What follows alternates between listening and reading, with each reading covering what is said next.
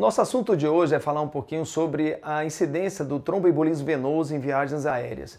Estima-se que em torno de 3,5 bilhões de pessoas viajem, por ano em todo o mundo. Uma das incidências que vem elevando bastante é o tromboembolismo venoso, que todo mundo conhece como trombose venosa profunda e podendo acarretar até a embolia pulmonar. Na literatura a gente não encontra muito sobre isso, mas alguns trabalhos mostram que a gente pode dividir o risco inerente ao próprio voo e inerente às condições clínicas do paciente. No lado do voo, a gente teria inicialmente o mais importante, o tempo do voo.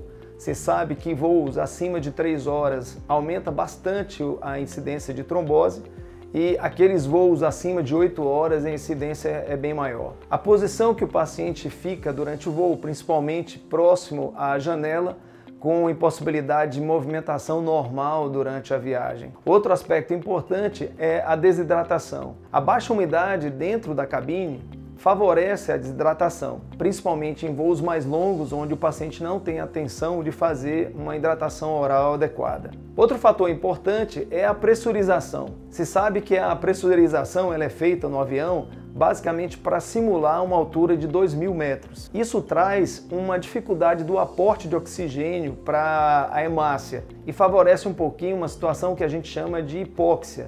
A gente ofereceria menos oxigênio para os tecidos e aumentaria a chance de que o sangue ficasse um pouquinho viscoso.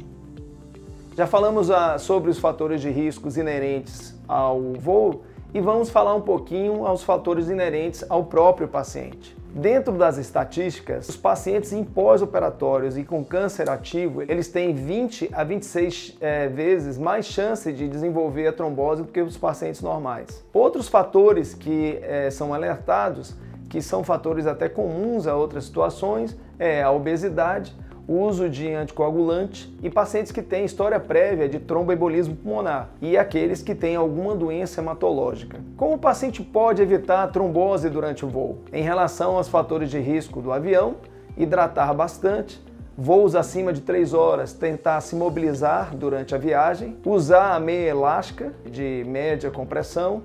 E em algumas situações onde o risco é muito alto, onde você tem alguns fatores importantes inerentes aos próprios pacientes, como pacientes idosos, obesos, em uso de anticoncepcional, com câncer ativo, pacientes com história prévia de tromboembolismo pulmonar, pode-se fazer a opção por utilização de algum tipo de medicação. Das medicações mais conhecidas, a gente sabe que o AS, a aspirina, ela não funciona.